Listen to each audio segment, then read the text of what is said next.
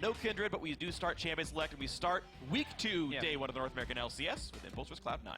It'll definitely change the strategy a little bit for the pick and ban phase, kind of similar to when Gragas was turned off during the World Championship. It had been a ban for a lot of people and a fairly early pick, so it changes the importance on some of the other champions. Graves, for instance, last week saw an over 80% pick ban rate in the LPL.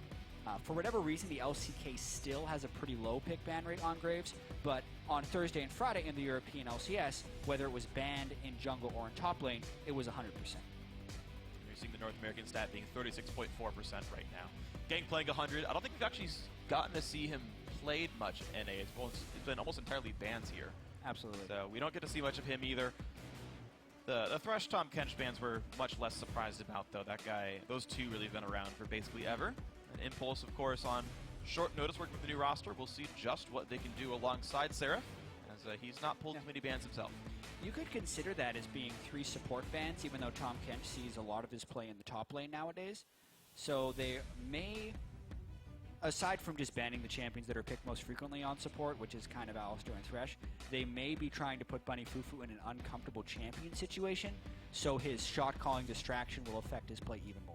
Because that's actually a super critical thing when you're trying to shot call, or really just playing League of Legends. It's a totally different game depending on the familiarity you have with the champion. How much of your focus goes into pressing your buttons, and how much of it goes into the strategy of the game. Absolutely true. You only get 100% of mental acuity at a time, and if 80% of it is laning properly, then good luck with the rest. That said, Cloud9 should be able to rely on Rush for at least the early game prowess, prowling the jungle looking for ganks. We'll see how he does on the Nidalee here. Kalista already picked up for Sneaky as well, so even though many engaged supports are gone, now Sneaky can just send Bunny in anyway, and maybe they can make that work. Second round of picks, though, for Team Impulse, and looking at another support to steal away, so 3 support bans and a fairly early pick. Really trying to hamper Bunny Fufu a bit here. Totally, and we don't know if that Lulu's going in Seraph's hands or Gate's hand. Both of them have had a decent number of Lulu games. Seraph had been known to carry a lot of games over on Team Dragon Knights in the Challenger Split series last year. And even in the LCS, he was able to carry a few of them in the Summer Split. Yeah. But Lulu, not your typical carry champion. Gate is a support player in his off time, maybe even later this year. Yeah. So playing a support as champion in mid lane will not be too far outside of his wheelhouse. That's true. Yeah, it's been interesting watching Gate's career because he was initially a mid laner and then he moved down to support. Now he's back to mid, and you hope his rust wasn't too much. We'll see, though. Lee Sin picked up for Bebe, who had actually been one of the brighter spots of Team Impulse so far. His Poppy in Game 1 was actually pretty good. Obviously, no one did very well against the Immortals matchup, but I am expecting good things out of Bebe despite being a substitute for the intended roster here. Impulse may have their intended starters later on, but right now, look, the next few picks of Cloud9 and Trundle plus Shen being picked up means we're likely seeing one of them supporting and one of them top. Tanks. If I had to guess, right now we'd see Shen in the top lane and Trundle support.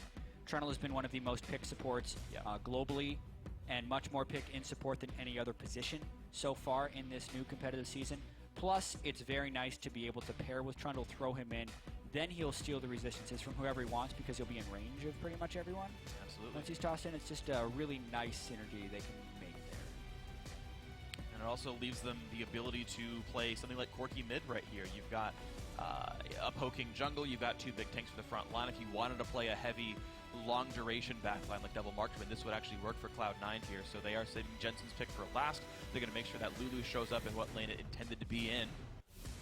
And as Lucian plus Lysandra gets picked up here, it still does allow these 2 mages to flex pick top or mid, Lulu and Lysandra, but mash on Lucian, definitely one of the highest priority AD carries. Absolutely, and we say flex pick because the Lysandra and Lulu can go top lane or mid lane, which somewhat devalues Cloud9 waiting until their very last pick to pick Jensen's mid laner. Since now, if he wants to counterpick, it would have to somehow counter Lulu and Lysandra, who have fairly different play styles. Lulu is more of a damage over time supportive mid, whereas Lysandra's very, very burst heavy. There's always a concern as well is when the jungle ganks come through, how does that further change the matchup? Lysandra only has so much damage, but if you're locked down, Lee Sin's going to land all of his skill shots, and then you can get bursted out. So short-range, unsafe mages get harder to pick as well, and Looks like he's looking at Ezreal. I had thought Corki, but Ezreal will be the pickup here for Jensen. So double marksman is the lineup plus a Nidalee support. This is a type of comp we've seen a lot over in Asia. Actually, really just a lot this season. Tanks in the top and jungle, or tanks in top and support rather, and then 3 big backliners. Yeah, and I wouldn't be too surprised if Jensen switches over to cleanse at some point, just in case he gets locked down by Alessandra, but it will depend on what type of trading back and forth they go down. They have until, I believe, 20 seconds left in Champ Select to pick their summoner spells or who's actually playing which champion.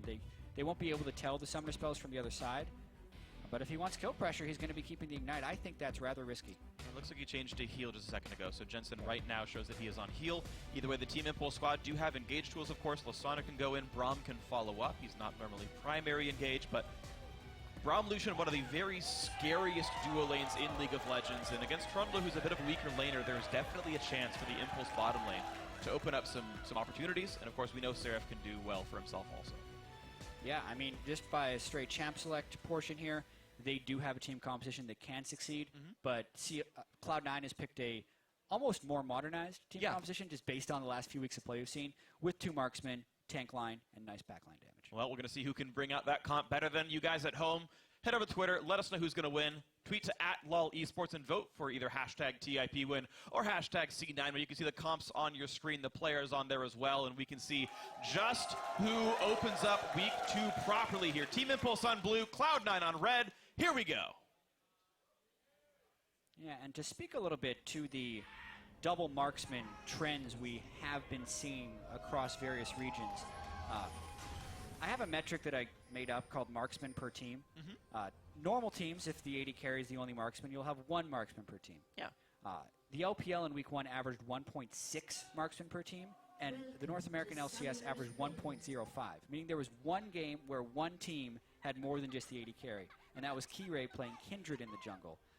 As of this week coming up, most regions are around 1.5. Europe even matched as well, even though they were lower last week. And here, we are at 1.5 because there's a double marksman on Cloud9 and a single marksman on Team Impulse. It is good in some instances because you get much faster turret pushing, strong wave clear, and a good early mid game, which teams are trying to do to snowball over the game.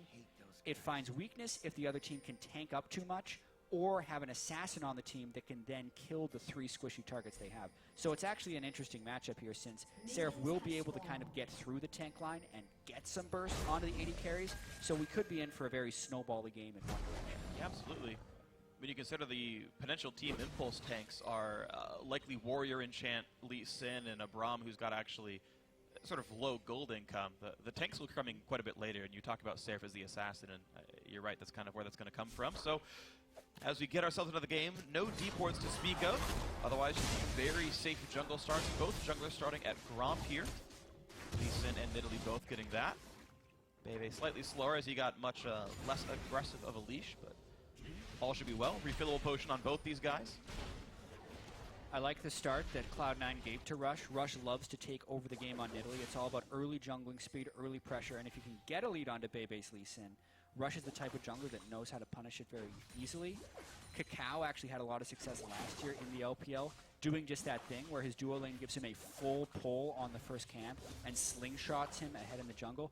As you can see right now, Rush already halfway through the Wolves, whereas Bebe just now finishing blue buff. Rush is a full camp ahead. Yep. A full camp ahead. Full camp ahead. So good luck, Bebe, finding the early ganks to happen. Of course, Lee Sin, one of the more early game focused junglers in Italy, can scale quite a bit harder, so even just getting farm, if neither person even ganks anything, it's still advantage to Rush here.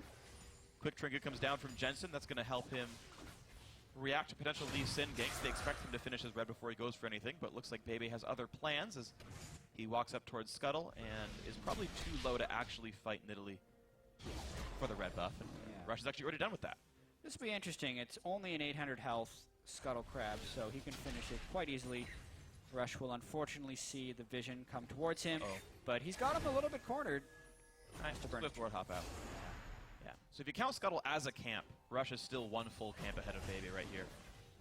And looking for that play in the mid lane. Gate will dodge. Very disciplined Rush, doesn't take minions while running through the mid lane. Rush of last year would have taken minions. And Gate would have felt the pressure of that.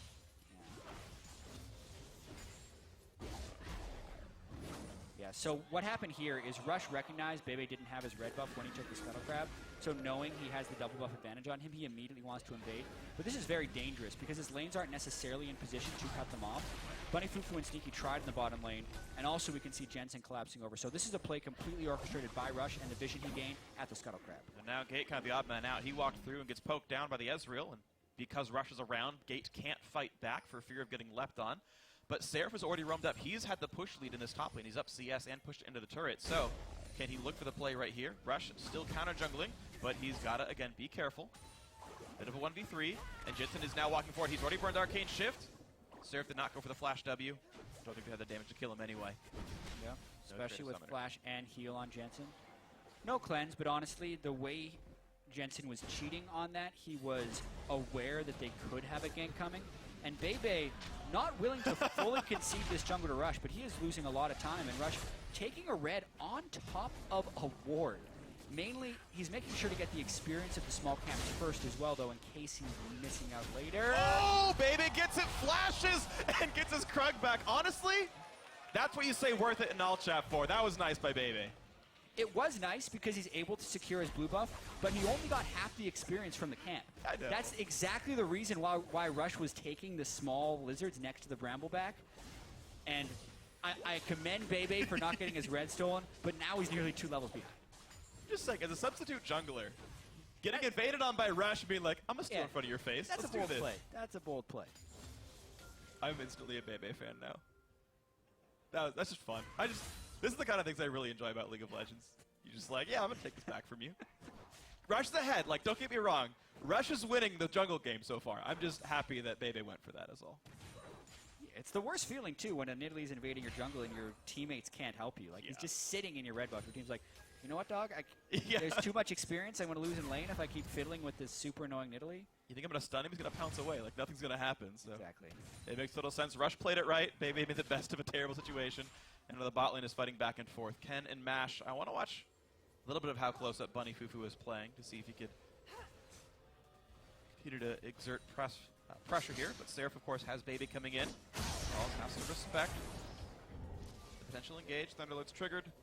Shen is so difficult to gank, especially without level 6 on Seraph. Even just with the Doran shield, the innate tankiness with a level 1 W on Shen to have the shield, and the fact that he can taunt away, just makes it extremely difficult. I think the only way Bebe goes in there is if balls would let her taunt.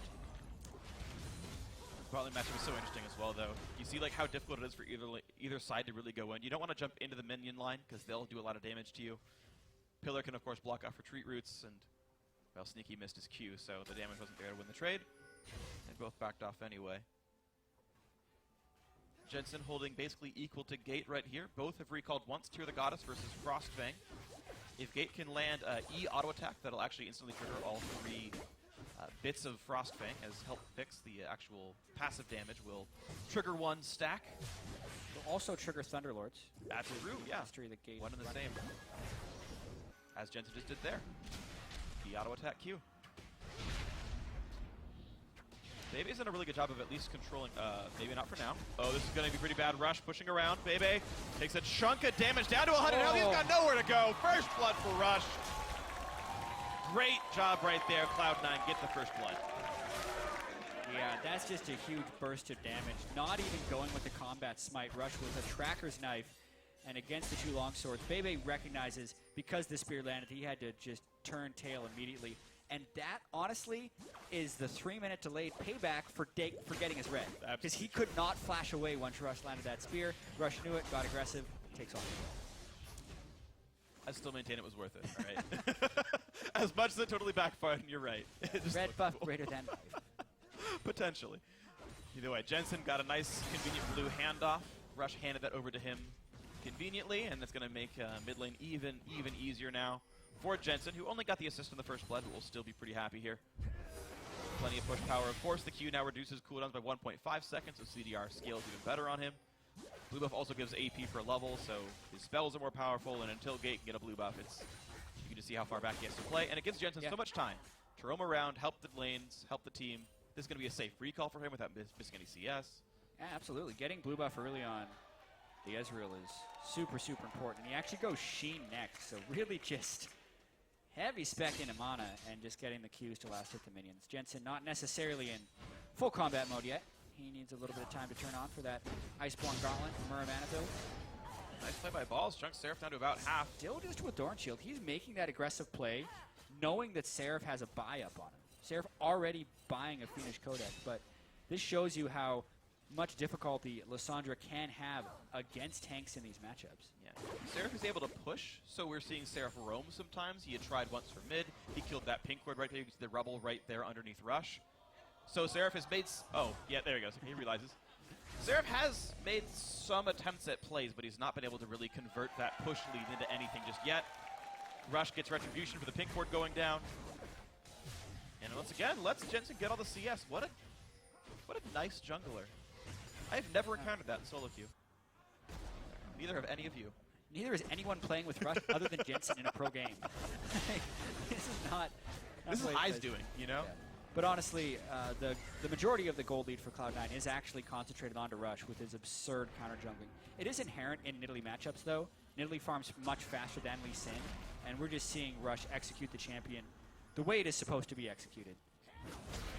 Again, on the red buff. the battle over On the spawn. Ken this time and Baby are coming. a little faster, though. Rush wins the smite war, but he's going to get knocked up. This is a bit too aggressive. Ken gets the kill. Unfortunate there that the support got it. Red buff from maybe not the best, but Rush punished. And we have seen this actually frequently. The one international event Cloud9 has played at this year, non-LCS, IM Cologne, Rush got in a lot of trouble over-invading on Nidalee, pressing a little bit too hard without the backup of his team. And even though his early game invade could not be collapsed upon, when Braum has ultimate and Lee Sin has ultimate, and the waves are not putting immediate, your lanes are not putting immediate pressure on the turret, absolutely Rush is going to get collapsed upon, and he just gets totally blown up and punished for that risk. And then with no jungler and no Shen ultimate and no Shen teleport, they can go for this dive right here. Cloud9 is... Oh no, Baby misses it. But Seraph can still flash in for a stun. Rush has come around just now. Oh no, the Q misses from Ken. And an easy save by Stevie. Bunny right back in. They want this. Bebe's already dead. And here comes the engage. Rush will go down. It's a 1-for-1 because of the re-engage. Jensen looking for the ulti, looking for some damage. Will not tag anyone meaningful here. Bold call to go back in and essentially a 3v4. Balls could not match because he had burned his Shen ultimate on the prior fight, but Cloud9 was feeling confident because also Lee Sin and Braum ultimate were down from the prior kill. And yeah, it ends up turning into a trade there with Rush going down as a squishy target to Seraph's Lissandra ultimate. So really a much more competitive game from Team Impulse here, making a few plays and trying to react to the bullying that Rush is trying to do in the jungle. I mean, if you told me, this was going to be a very close game after watching last Sunday's matchup against Immortals, yeah, it's like, good luck keeping your sort of mental faculties together. But honestly, Impulse, right there in gold, right there in kills, equal in pretty much every metric that matters. Seraph's doing well against Balls, etc. And yeah, Impulse have a real shot here. Oh, and once again, no cleanse to get rid of that. Whoa, that was great. Oh, he could have chased me. He would have kicked while the Glitter Lance was going. That would have been a kill, but he'd already burned Flash, and Jensen still had heal. But still, very close to getting a kill there. And like you said, through 12 minutes, a very close game because Rush has been punished for his over-aggression. And there are also some slow-to-turn-on builds that Cloud9 has. Like very true. When Jensen hits the Trinity Force Power Spike or the Iceborne Gauntlet, whichever one he decides to go for, it is a huge boost for Cloud9 and probably when they're going to be starting to make plays. Because at that point, they're going to be able to group and siege with their multiple 80 carries and Trundle Pillars, and it's going to be difficult for Team Impulse to counter that one. Absolutely. So for now, Team Impulse still in it, but it looks like Cloud9 still with a pretty significant upper hand. Totally agree. It's going to require some more effort by Impulse to get through these Tier of the Goddess builds and actually push past those scaling champions. If I had to guess, Jensen probably is going for Iceborne. I believe anyone who goes Tier just goes into that full blue build style. I don't think I've seen Triforce Tier in a long time. It was last year that we were seeing but it's always up to them. And Iceborne has absolutely been the new age Ezreal build, so to speak. With the increased CDR on that item, makes returning from Season 3 Ezreal basically much better. 20% CDR. Yeah. Gauntlet. Super strong. And of course, the cheap cooldown boots are nice as well. So we'll see what Cloud9's up to with their mid game. Balls has been able to recall once, going towards already finished Boots of Swiftness. They have the general match for this of Spectre's Cowl and either probably Spirit Visage, but it could be Banshee's Veil. You never know. We're still waiting on actual Blade of the Rune King to be done for Sneaky, so match ready finishing Essence Reaver does have a bit of an item lead. Yeah. Lucian is very scary. His growth is actually very, very smooth. This item's good on its own. Next item he picks up is going to be great as well. He's going to kind of continue to scale quite nicely throughout this game. He's not being held down in CS. Lucian has been the most played AD carry across all regions. Yeah. And I think a lot of that is because of the smooth power scaling. A lot of AD carries either had the mid-game spike and then, oh, if it gets to 40 minutes, they're weak. Or they're weak early and then strong late. At the moment, Lucian is just good throughout the entire game as well as possessing good mobility. Here we go. A lot of damage, great early flash by Sneaky to get away from the ward hop, but there's still some danger here. Useful back in Toronto, who's jumped right back into the team. Bebe dangerously low. Rush wants in, gets knocked up by Ken. And no one's going to hit the Ezra ulti here as the team backs off. Lots of summoners lost by Impulse, though. This time, though, it's Balls who arrives in the bottom lane and Seraph who can get the push back up, so I'd still favor Tip after that interaction because more investment was granted by Cloud9, even though it was Tip going aggressive on the game. Actually risky for Impulse to go aggressive in the first place. Seraph did not have teleport, and they knew Balls could have shown up, so just even the choice to make that play was so dangerous, and I think they're lucky to not get burned. But as you say, Seraph is going to be able to get a lot of damage to this turret. Will not stop Rush from getting his own red buff, but still some minions lost by Balls. It was an unsafe call for Team Impulse, and even the execution wasn't perfect because they kicked a support that was just going to bait out the Fate's call from Sneaky anyways. But at the end of the day, Rush didn't execute, and another thing, Tip gets away with it. Limble's going to go with her own blue buff as well. Nice attempt. Hey, Jensen stole away about a quarter of the XP from that camp, so still, something stolen away. 11 to 11, though, mid lane close enough to equal. And we're just still playing the waiting game, the scaling game. This is a somewhat less decisive Cloud9 than we had seen on Sunday. Their highest tutelage, and some of that could just be Rush getting burned by getting his invade stifled. Some of that could be Bunny still needing the experience. And it is a story we've seen numerous times. When High is not in the game, it seems like Cloud9 just doesn't play with the same sense of purpose. Bunny caught out. Sneaky almost in range. Not cooldown. Did not have Fate's Call available. That nerf went through months ago, and if this were like 5.12, Bunny would be alive right now. Yeah, not a good second showing so far for Bunny as a shot caller for this Cloud9 team. 16 minutes in against who many consider to be the worst team in the LCS, and they are up 600 gold and down a dragon.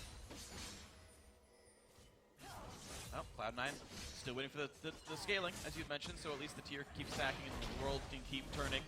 But Bebe, 100% kill participation. He and Ken actually tied for that honor here. Despite being the two of the substitutes on this squad are actually showing up pretty well in terms of making things happen. Warrior and Champ, Boots of Swiftness, Bebe will be all the way around the map all the time. We'll see what else he can do on this Lee Sin. Absolutely. He's been pretty heavily harassed and overfarmed by Rush, but they have been successfully able to stop him. Jensen didn't see that. Sin gets ulted. He's going to die for sure. Seraph gets the kill. A great teleport play, and Balls actually misses the flash. He flashed over Ken, missed the taunt, and this could be so dangerous. He's trying to run, but he will be killed. 2 more for Impulse. They're beating Cloud9. 5 kills to 2, making the gold even. So the kills and the TP plays have equalized the farm advantage that Rush put up in the jungle thanks to that Nidalee pick. And now Team Impulse grouping up to push down the mid lane. Cloud9 looks out of sorts. And it really is Rush the reason there's a gold lead here for Cloud9. As the first turret goes down, Impulse definitely in the lead here. Rush's individual gold is up like 1,500 over Bebe, and the rest of the team is just advantage champion. Pretty natural from Italy there. Jensen sees the claw at the last second, tries to flash away, but the R had already been clicked. No cleanse, so once it lands, he is for sure dead. And then Cloud9 thought they were going to be able to turn this play, but, Rush, Balls had already missed the taunt flash when we went down to that play.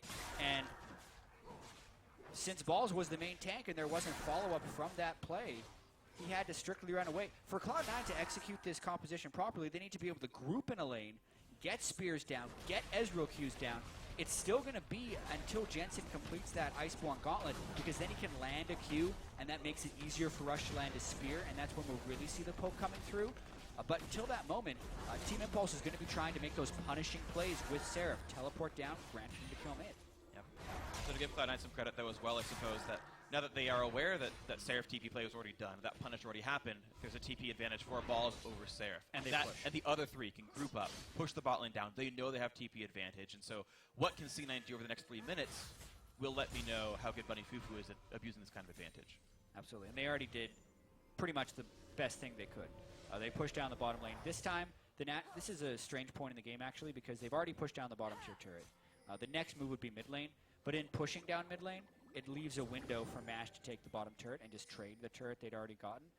And they might not even be able to push the mid lane down because at this point with a Rod of Ages and the Spooky Ghost completed, Gate has spectacular wave clear. And they're slow on the rotation top lane here, so actually Cloud9 recalled after that bottom turret take and just cost them a top turret of their own. Great by Team Impulse. The only player on this roster in their intended position is MASH from Impulse. Everyone else on that roster is subbing in some capacity.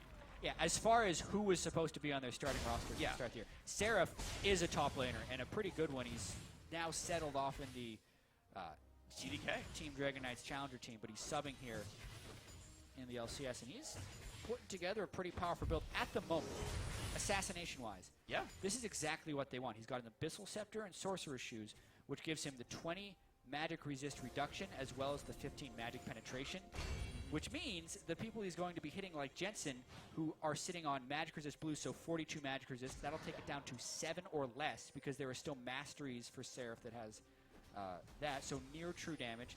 Yeah, he's doing true damage to 3 people on Cloud9. Sneaky when he's near the Aegisaur has 52, but he's sitting at 42 when he is not. So basically Seraph has the build for optimized damage right now on Lassonde.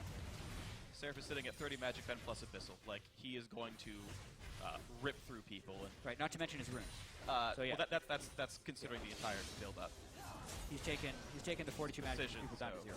Yeah, it's going to be bad. Well, Balls, of course, has enough MR to survive. Spirit Visit, of course, is in. He's going to slowly scale up as best that he can, continue to hold that lane, but it's just going equal right now. Cloud9, small gold deficit. Turret's close here. MASH roaming up to knock down Balls. You can see that Seraph just does not have a lot of damage against Balls, but MASH might have a little bit. He's really pushing in.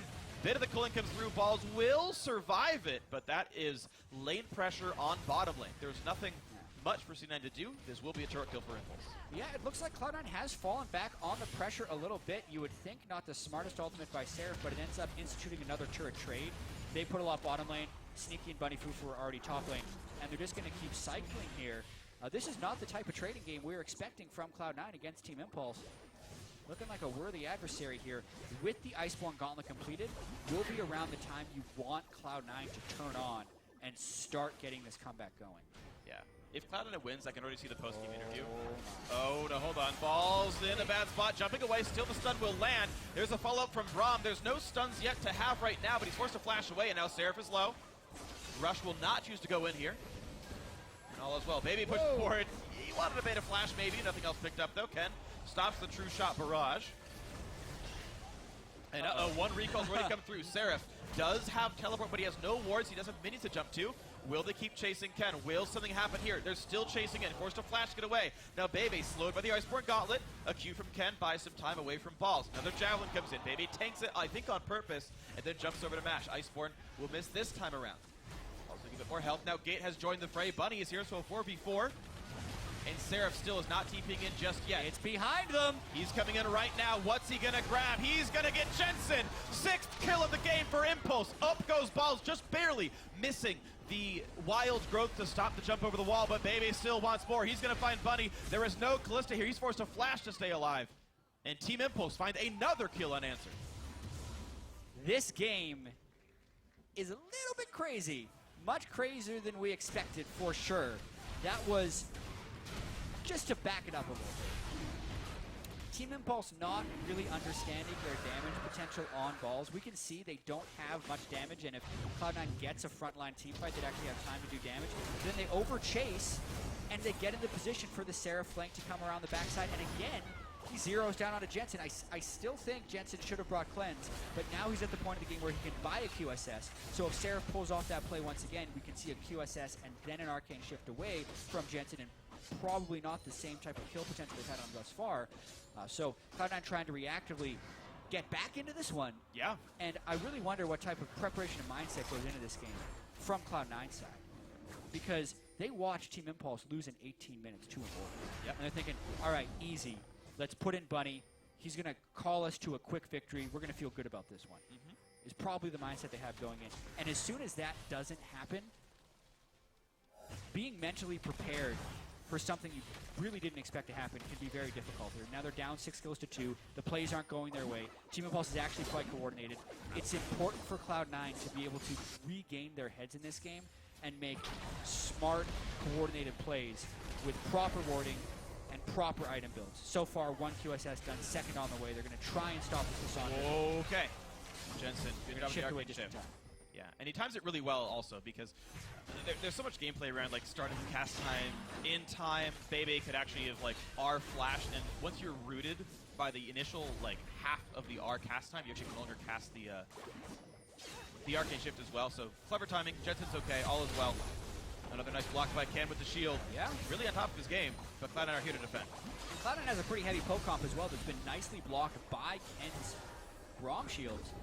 And at this point, they're starting to group up as 5. We could be seeing some pretty destructive team fights that would ultimately decide this game.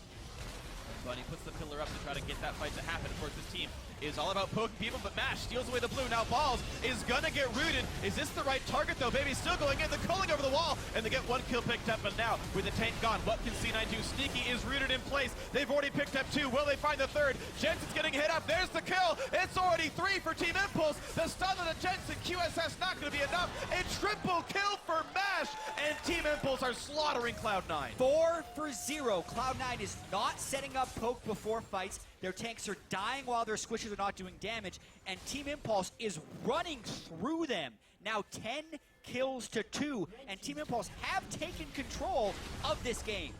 This is absolutely ridiculous. Impulse with someone consider 4 subs right now, moving in and doing the best they can, pushing Cloud9 to the limit. Now they've got to make sure that Rush cannot steal Baron. Gate is on the case to stop him down. Here's a penalty. No, Gate's got to be careful. He's taking so much damage. Another Javelin comes in. Rush That wants means to steal. Rush could hop. It's going to be close. It is going to be outsmited. Bebe gets it. He secures it for the team. Now Balls and Rush stuck in the pit, but Impulse are very, very low. Rush gets taken down, but a 2-man stun from Balls into the pillar, and it's going to be the ulti not quite landing from Jensen. A triple kill for Balls. Would you believe it? Cloud9 slinking back in.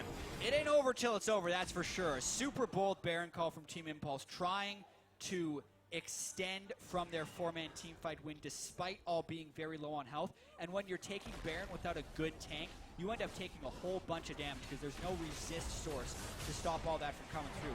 Cloud9 uses Rush and Balls' aggression to not stop the Baron, but have a steal opportunity. That was a 50-50 smite that Bebe was able to win. And then Balls picked up a triple kill on the backside because look at how low everyone on Team Impulse is here.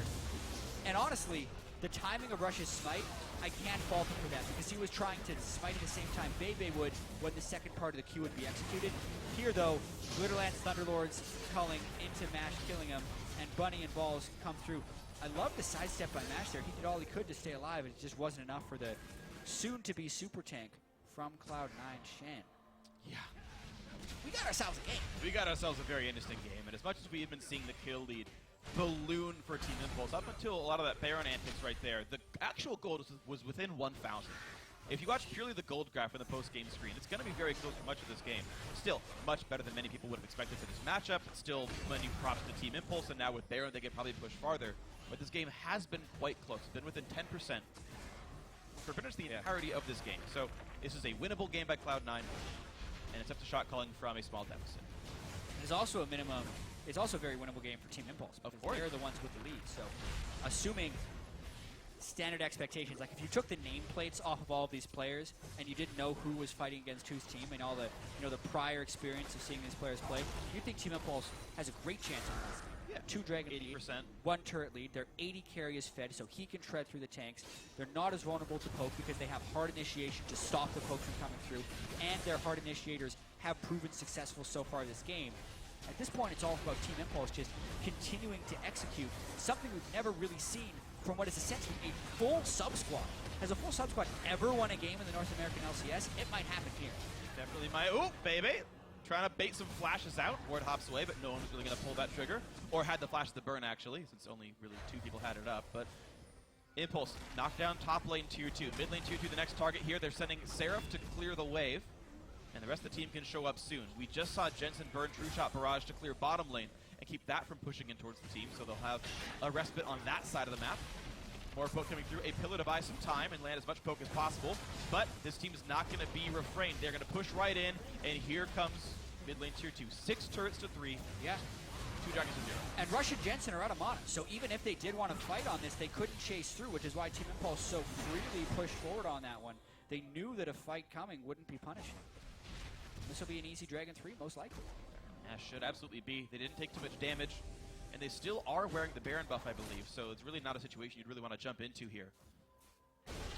Oh, okay, Baron did time out after all, but very smart of them to not overpush. They didn't take any damage, really meaningful damage during that whole sieging situation, so they were able to retreat, pick something up, and then recall. And even the minion lanes are in a good enough spot that there's no easy pushes to be had for C9. Really not. This is so unexpected. And it's just going to add to the growing concern that Cloud9 is a completely different team without High in any capacity. From every role. Jensen, 0 and 3 on Ezreal, hasn't been able to provide significant damage. Rush, over-aggressive, not getting the backup from his team. Sneaky, able to play in lane, but without the team backing up, what can he do in team fights? And then for Team Impulse, after watching them last week, many people were calling the 0-18. This could be their first win only in the 3rd game. Into Jensen already, but Seraph can't quite one-shot him through the Mikhail's Crucible, so he will survive for now. But Rush is in a pretty dangerous position. Had to burn Zonius to get away, but a nice knock-up by Ken. Buys some time, Baby goes in, but a nice ulti by Balls buys the time back. And now here comes the engage once more. Bunny Poop is staying alive. Ken and Bebe, the tanks in the front line. Balls, as you mentioned, the super tank, taking hits as well, but will not quite go down. Bebe does not follow the cue. Lee Syndrome does not penalize him this time around. No kills.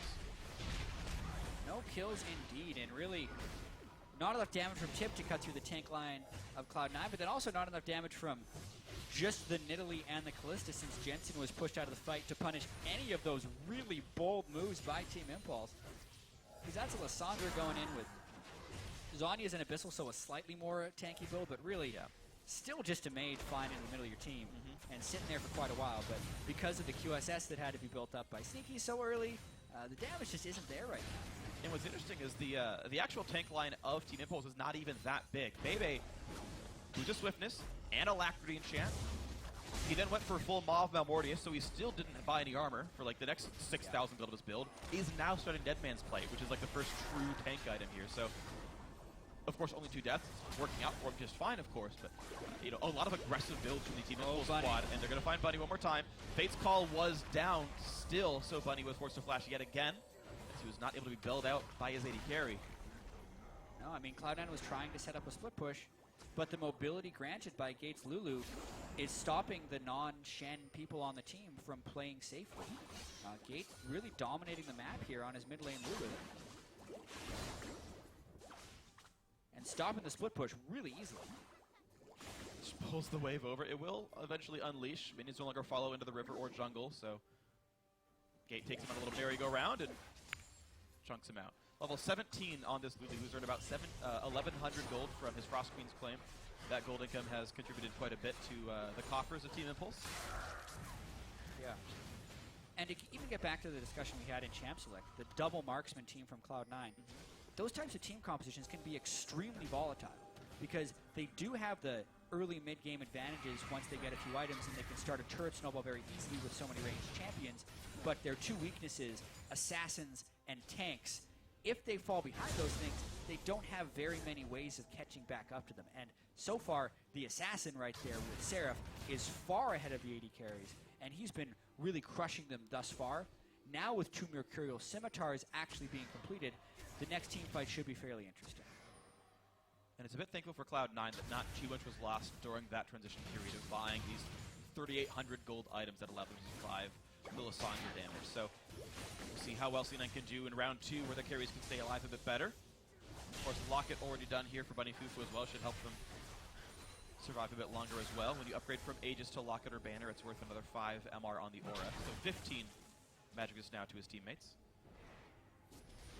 Of course, Mash has been doing wonderfully. He's got 6 kills and plenty of farm, so of course armor is also required, which I guess Jensen thankfully has, as he's blue Ezreal, but Yeah. there's a ton of damage left on Impulse. Cloud9 hoping for that late game fight where Jensen can land a bunch of Qs on people in a chase scenario and run them down. But honestly, Team Impulse, if Gate can stay alive, we'll be able to outrun the blue build Ezreal. Spooky Ghosts go up. They're looking to force either a flash or a Fate's Call on Bunny, because Bunny is the one, really the only one capable of checking these Baron forces with any type of resiliency. Yeah, there's only 2 tanks, and of course one's right now split pushing with balls, so as long as Sneaky is around, he can save Bunny Fufu, but that is a 2-minute cooldown. Once again, the attempt for Baron. TIP don't know what to do to push themselves farther ahead, so they just do what every North American team does, and they go for Baron. Yeah. C9 shows up, Bunny gonna get found, and here comes Sarah from the backside! Oh, and so much disrupt! They've already picked up 2! A double for Bebe, a 3rd kill coming in now for Mash. It's only 2 alive for C9. Rush running, Gate finds him inside the Baron pit. That'll be his own kill, getting revenge on his old teammate. Gate says, hello, welcome to Team Impulse, guys. And now Balls is alone, running for his life inside his base, and that means Impulse can just push the turrets down. 35 seconds on most of the respawns, and Impulse might have actually done it, might have actually taken down Cloud9, and as the team groups up to push down, that is exactly what they do.